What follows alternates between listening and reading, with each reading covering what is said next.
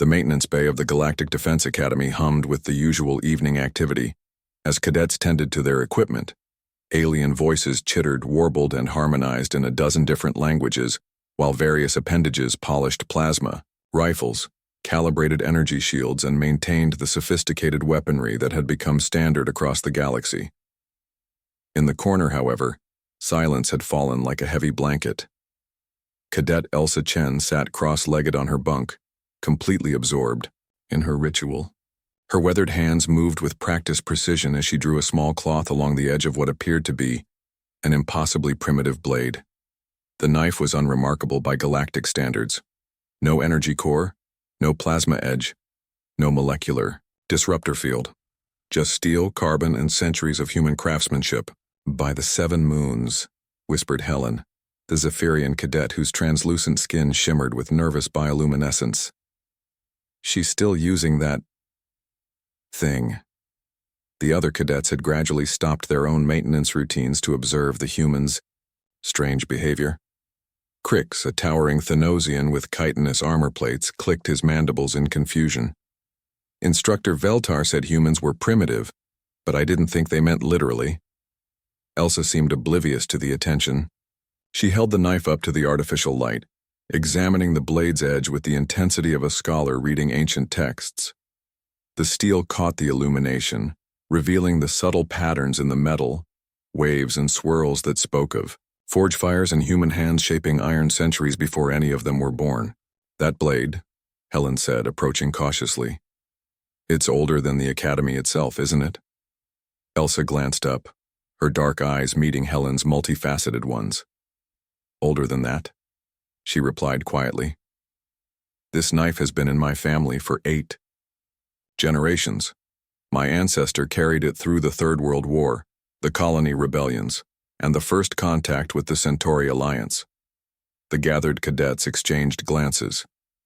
The Galactic Defense Academy had been established only 3 centuries, ago, making it ancient by most species standards.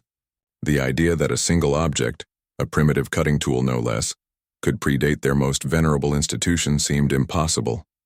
But why? Crix's translator rendered his confusion in perfect standard galactic. "Your species has access to molecular blades, plasma cutters, matter disruptors. Why cling to such outdated technology?" Elsa's fingers continued their methodical work, the cloth moving in smooth strokes along the blade's surface. "Because some things aren't about efficiency," she said. "This knife killed the earthen tyrant Marcus Kane. It carved the first shelter on New Geneva. It cut the umbilical cord of the first human born in zero gravity." She paused, examining a small nick in the blade's edge. "Every scratch, every worn spot, every stain that won't come out, they're all part of the story. My great-great-great-grandfather's blood is in this steel. So is the dirt of 7 different worlds." Helen's bioluminescence shifted to a deeper blue, a sign of deep contemplation among her people. "Your species forms emotional attachments to inanimate objects." "Not attachment," Elsa corrected, beginning to polish the bone handle with equal care. "Connection. This knife is a link to every human who came before me. When I hold it, I can feel their determination, their refusal to give up when things got impossible." The maintenance bay had grown completely quiet now.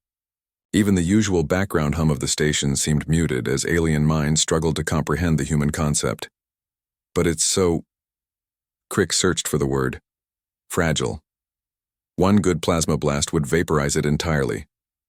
Elsa smiled, an expression that didn't quite translate across species but somehow conveyed warmth nonetheless. "Fragile? This knife survived the nuclear bombardment of Earth's surface. It was carried through the void between stars and generation ships. It's been to the edge of black holes and the heart of neutron storms." She held up the blade, its edge now gleaming with mirror perfection. "What's fragile is depending on technology that can fail, batteries that can die, systems that can be hacked or jammed."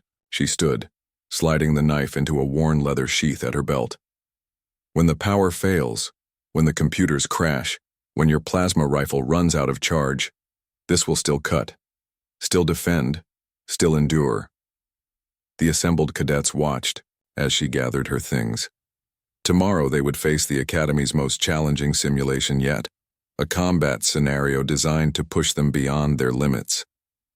Most would rely on their species' most advanced equipment, their cutting-edge training, their technological superiority. But tonight, they had seen something that made them question what true strength meant. As Elsa headed toward the door, Helen called out, "Will you teach me?" Elsa paused, turning back. "Teach you what?" "To maintain something lasting, something real." The human's smile broadened. "Bring me a piece of metal tomorrow. Good steel if you can find it. We'll start with something simple, a utility blade.